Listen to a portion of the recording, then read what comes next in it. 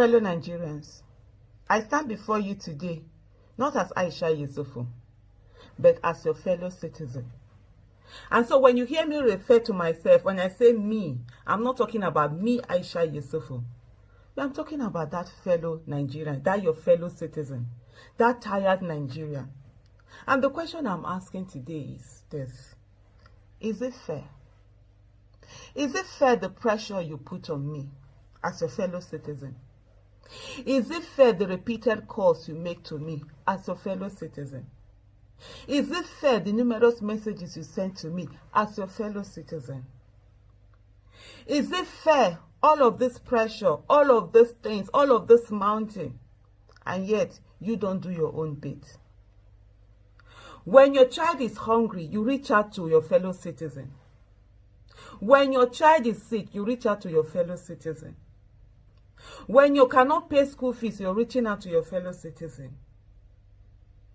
When you cannot pay your house rent, you're reaching out to your fellow citizen. Sometimes you send text in the middle of the night. You do not even ask what that your fellow citizen is going through. Is it fair, the pressure you put on me as a fellow citizen? Why is it that you don't reach out to the government that is supposed to take care of your needs? Why is it that you don't make demands on those who have been voted into office, who are using your money to do a lot of things, to mess about with your money, enrich themselves? Is it fair what you're doing to me? As a fellow citizen, I'm sick, I'm tired. Is it fair the emotional blackmail you put on me? You send me pictures, sometimes horrible pictures, of things happening in your life that you want solution to. You forget that I too have my own problems as your fellow citizen. You forget that I'm also dealing with a lot of things, but yet you mount this pressure. Is it fair? Is it fair what we do to ourselves? Meanwhile, we leave those who we have voted into office, we never get to them. You come to me, you're looking for a job. Where have you asked your governor to give you a job? Have you asked your local government chairman to provide jobs for you? Have you asked your senators? Have you asked your House of Rep members? Have you asked your House of Assembly members what are they doing to ensure that there's enabling environment for jobs to be created so that you have work, and then you will need to ask me, your fellow citizen? Is it fair? Is it fair when it is time to vote? Every 4 years, you have a simple task. Just very simple. Go out there and vote in the right person, the best candidate that will ensure that you're enabling environment for you to have jobs, for businesses to thrive, for development. And you don't. You stay at home. You do nothing. You refuse to go out to vote. You just sit down and you say votes don't count. And then yet, at the end of the day, after the whole election, you call me to tell me your problem. Me, your fellow citizen. Is it fair? Is it fair the pressure you're putting on me? The economy is down. My business are down. My job, I don't get as much salary. Your fellow citizen, the things I used to get money before, the government has shut it down, and yet you're mounting your pressure on me. You're sending me your problems that I should solve your problem as your fellow citizen. Is it fair? Is it fair?